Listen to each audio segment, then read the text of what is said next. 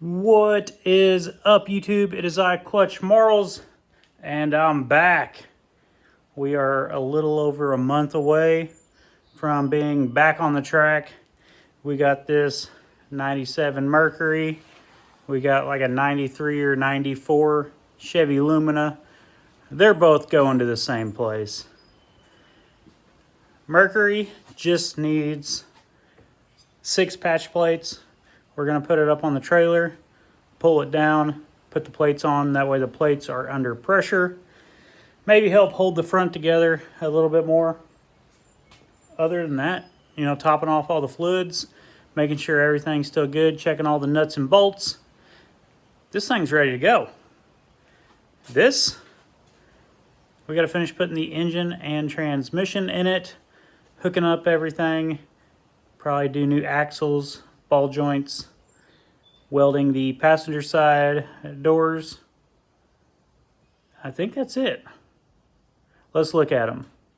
So I have the engine and transmission sitting in here loosely. As you can see, the transmission side is locked in.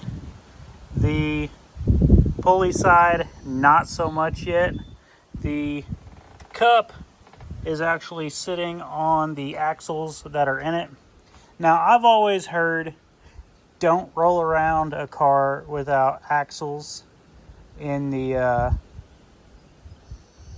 wheel, because it will take the wheel bearing and it messes it up. It'll deform it. Will it work? I don't know. I'm just not gonna risk it. So I always leave my old axles in the wheel bearings. Now, most CVs, when you first put them in, they got that metal clip that like goes right there, that connects that boot to that part of the CV. If you cut that metal, it's almost like a hose clamp. If you cut that on each side, it's about this big, right there, do the other one, you could actually lift the whole engine transmission out. Those cups would just pop out on their own, and yeah, then the engine transmission comes out. So, like I said, I'm working on putting this in. In order to do that, I'm going to have to pull out my axles. While I'm there, I might as well replace the ball joints. So I'm going to jack this thing up, put some jack stands underneath it, take the tires off, take the axles out, get the engine sitting pretty, and then tarp it up, because I think we're going to have rain all weekend. Okay, got the engine in. It's now dark. The wagon is gone. But yeah, we did it all before it started raining. Here we have my early 90s square body Lumina. Just drug the bumper out of the woods. Last time this bumper was on a car, it went to the Wicked Team Show. Gonna double check my bumper shocks, make sure they are allowed per the rules. But I like it because I set this up for a W body. My bumper shocks, right length, set up for a 1-inch all thread. And it's just, I'm gonna pull the 5/8 out, shove that in, 1-inch it, and she's, weld it, but she's ready to go.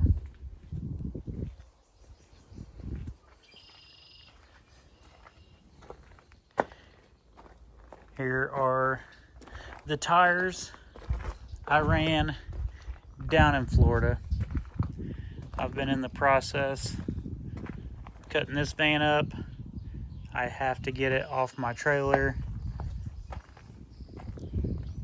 Managed to break the spindle, the strut, the axle, the A-arm, the ball joint just like ripped right off. We broke 2 motor mounts, like all under 2 minutes. So yeah, taking my cage out. We need it for summer projects.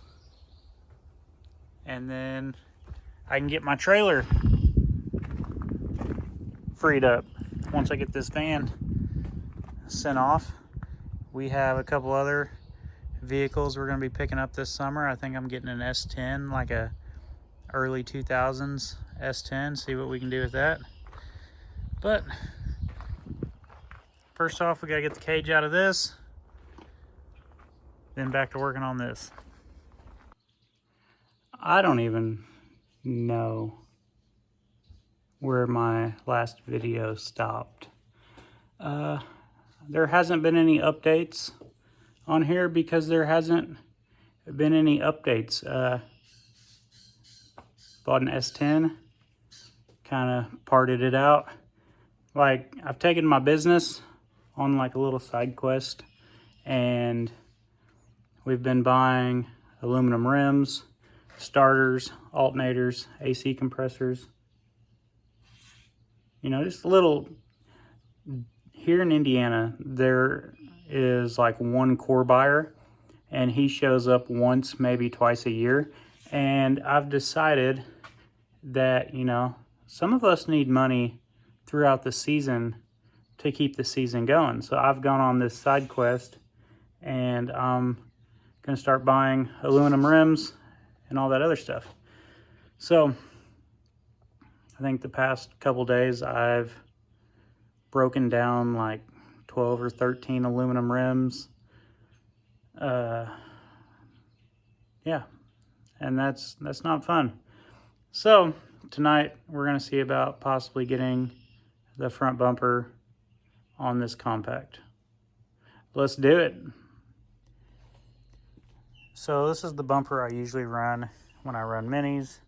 It already has the bumper shock on it. Now, when I started putting this together, I think I used 5/8 all thread. Southern Illinois says I'm allowed 1 inch, so I'm gonna be pulling that out and going with this and putting 1 inch in it. Okay, the rules state I was only allowed 8 inches of bumper shock. Mine were 10. Just went ahead and cut the 2 inches off. You know, some guys will try to sneak, you know, the 10 inches in there or more. And, you know, then they're going to come over here and they're going to, like, drill down in here, and then they're going to hit it. And then you're going to spend half the day trying to cut your bumper off so you can pull it out, just so you can cut off 2 inches.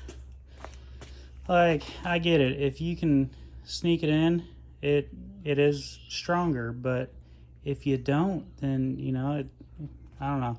I'd rather work on stuff at my house than get to the track and have to spend all day working on stuff. All right, so, you know, I'm using the cherry picker to put my bumper on. At one point in my life, you know, I would have just tried to pick it up and shove it in there. But you really gotta, you know, start early on not picking up heavy stuff, because we all get old and you're gonna get tired, broke down. And if you want to keep doing this for a while, you know, you gotta work smarter, not harder. So this would be hard nosing. For those of you that might be new here, it's pretty much the back of the bumper is hard-nosed flush against the frame. And now I'm just gonna weld everywhere it touches. See what I get. I think I get like a 6-inch like flat plate. We'll have to see about that. As you guys can see in the past, I usually just take my flat plate, lay it straight on there just to help keep the bumper from falling off. So now I'm about to get back to building my W body for the Southern Illinois Showdown. Team off for Grandma. Nobody's gonna beat off to Grandma. Y'all know what I'm talking about. Anyway, I am 267 followers, subscribers on YouTube away from my goal of 5,000. So if you haven't yet, hit like, hit subscribe, tell your friends. You know, And then you guys can go check out my website, clutchmarlesmotorsports.com. We're selling t-shirts, decals, GoPros, hoodies. Like, I'm about to be selling a couple new things on there.